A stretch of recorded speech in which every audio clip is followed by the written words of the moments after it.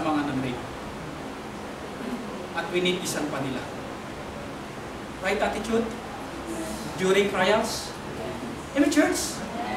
Ngayon, ang CCF, after great storm, great calm. Ang CCF, ang attendance sila, kung di ako nakalawin, 35,000. Tama? Amen, church? Pinag-uusapan natin dito mga kapatid. Pag may pagsubok, windang ka ba? O hindi? Huwag kang mawindang. Kalma ka lang. Dahil bawat pagsubok, God has a purpose. Amen, church? Eh kung dinidimanda nila yung mga nang-rape na yun, di ang sama ng loob. Yung pamilyang naiwan, walang sama ang loob. Pagkamat sila yung na-damage, but they are willing to forgive. Because yun ang right attitude. Even your enemy, love your what? Enemy. Kaya mga kapatid, during trials, nag-iisip tayo dapat ng ano po, ng right what? Attitude. During the storm. Kaya mali-mali kapag sinusubo ka, kung kanina-kanina pa talaga lalapit. Nako! Baka kaya nagkasakit yan, may natapakan na ano. Hindi nagtabi-tabi po. No. Dapat buo pa rin yung pananampalataya sa Panginoon during the storm. Buong-buo pa rin yung paniniwala natin sa salita ng Panginoon. At buong-buo pa rin yung pagkatao natin during the storm. Walang what? Damage. Tama po ba? Tapos hindi mo naiintindihan. Naiintindihan ka ng Diyos. Amen? Amen, church? Eh bakit dumating sa buhay ko nila? God has a purpose. Kamaingay. Amen, church? Amen, church? Amen. Alam mo namang tsamba ito. Punta tayo doon. Tsamba-tsamba. No, God has a purpose. Walang nangyayari sa buhay na ito at hindi tayo naniniwala sa mga kapatid sa tinatawag na aksidente. Aksidente lang yan. No! God has a purpose.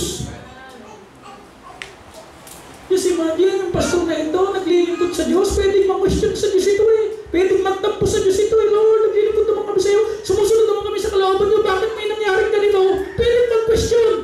Pwedeng maging ganun ang attitude. May iba na paniniwala. Na God is good, gaya hindi nag-good ang Diyos. Nanonurture na ang Diyos. Are you singers? Hindi. Hindi nagbago ang kanilang tamang paniniwala sa Diyos at sa salita ng Diyos. Amen. See? More. Ano ngayon ang CCF? Grabe, parang mall. 3-stone, tatlong, balcony. Air condition, fully. See? Huwag ka lang bibitaw, amen? Sa pagsama sa Panginoon, amen? Huwag ka lang, don't give up! May magsubok dyan, pero kasama mo ang Panginoon. At right after ng storm, great what? Calm.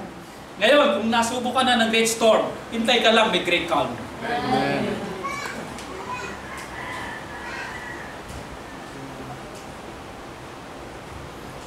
Great calm.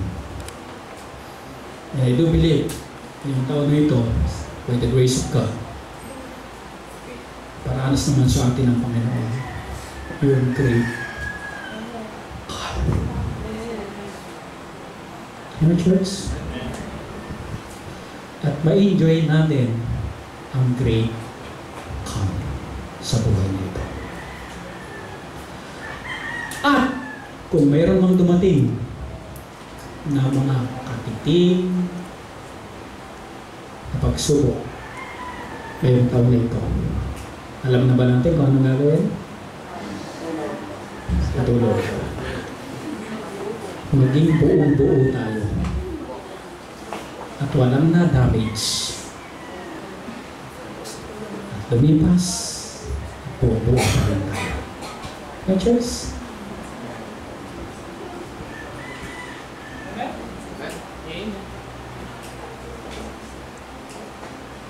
Ang pagsubok, mga kapatid, talagang parang mawawasak ka. Your family, your relationship, yung ship na sinasakyan mo, talagang wawasakin, parang mawawasak. At palubog na nga eh. Parang relationship dito, parang pamilya nito, palubog na nga sila eh. Wala ka lang sa Panginoon, ilulubog yan. Maniwala ka, amen? Amen. Marirestore yan, amen? Amen. Kakalma yan, amen? Amen. Kaya kasama natin ang Panginoon. Ako at ang pagsubok. Paano ko bang tinatrato si pagsubok?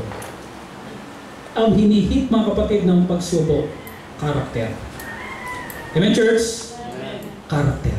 Nawa, pag hinit ako ng pagsubok na ito, hinit yung ating karakter, buong-buo pa rin ako kung ano yung mga natutunan ko sa salita ng Diyos. Hindi ako mawiwindang, hindi ako mawawala sa wisyo, kung hindi, magiging buong-buo pa rin yung pagtitiwala ko sa Diyos at sa Kanyang salita. At nang sa gayon, hindi ako ma-rebuke. Anong ginawa ng Panginoon sa mga alagad? Di ba na-rebuke? Kasi no faith. Kung ano-ano pinagagawa mo, ano-ano pinagsasalita, no faith, na-rebuke tuloy. Amen? Amen, church? Nang hindi ako ma-rebuke ng Panginoon, aba kakalma na lang ako. Kakalma na lang ako. Ano ngayong umaga? Are you listening? Yes. Sasama ka ba sa lakad ng Panginoon? Yes. Gusto mo bang sumama pa? Amen. Ngayon, church? Amen. Kung gusto mong sumama pa, tayo lahat. Naman naming Diyos sa makapangyarihan sa lahat. We are not here para lang magsimba uwi. Kundi narito kami para tanggapin ng buong buo ang inyong salita sa buhay namin. Dahil ito ang makapagpapabago ng buhay namin. Ngayon, gusto mong simulan ang taon na ito, Panginoon, sa tamang pagtrato sa pagsubok. Salamat po. Sa mga bisitang narito ngayon, hindi rin yan ang kailangan mo para magkaroon ng pagbabago ang iyong buhay, kundi ang Panginoon mismo. You need the Lord Jesus Christ. He died on the cross para bayaran ang kasalanan natin. At siya ang tagapagligtas, not religion. You need the Lord, not religion. Kung nais mo, sa mga bisitang narito ngayon, natanggapin ng Panginoon sa puso ng buong buo bilang Panginoon tagapagligtas, sumabay ka sa panalangin ito. Panginoong Hesus, salamat sa inyong salita. Patawad sa mga pagkukulang at kasalanan ng aking nagawa. At nais ko kayong tanggapin ng buong buo sa puso ko bilang Panginoon tagapagligtas. At gusto ko, Panginoong, sumama sa lakad mo. Salamat po sa pangalan ng Panginoon Hesus. Sa mga miyembro ng iglesia nito, sinubok tayo, nakaranas tayo ng pagsubok, at mali ang naging pagtrato natin. Hingin natin ang tawad sa Diyos.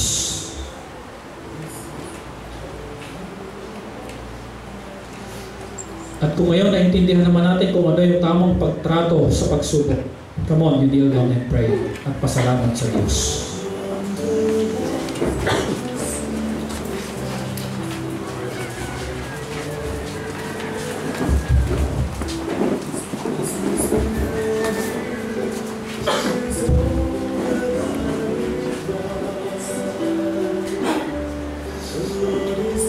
Keep calm during trials.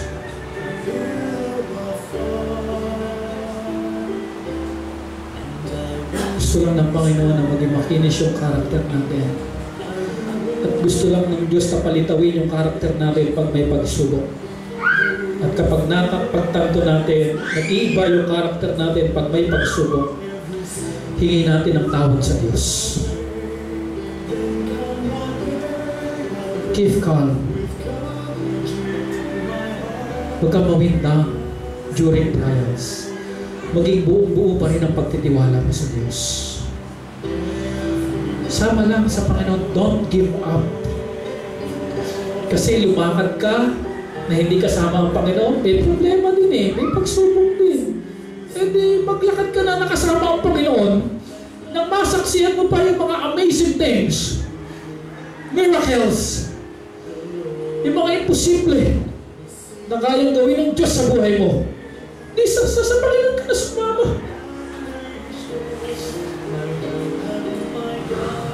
Obey the will of God.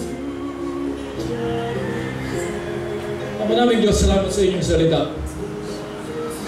Yung mga bagay na ginawa namin, di na namin kayang bawiin yun, Panginoon. Pero pwedeng ma-restore. Help us, Lord, na ma-restore. Help us, Lord, na mag-start kami ngayon ng tama concerning trials. Huwag na kami pabiktima, Panginoon, ng mali naming attitude kapag may pagsubok.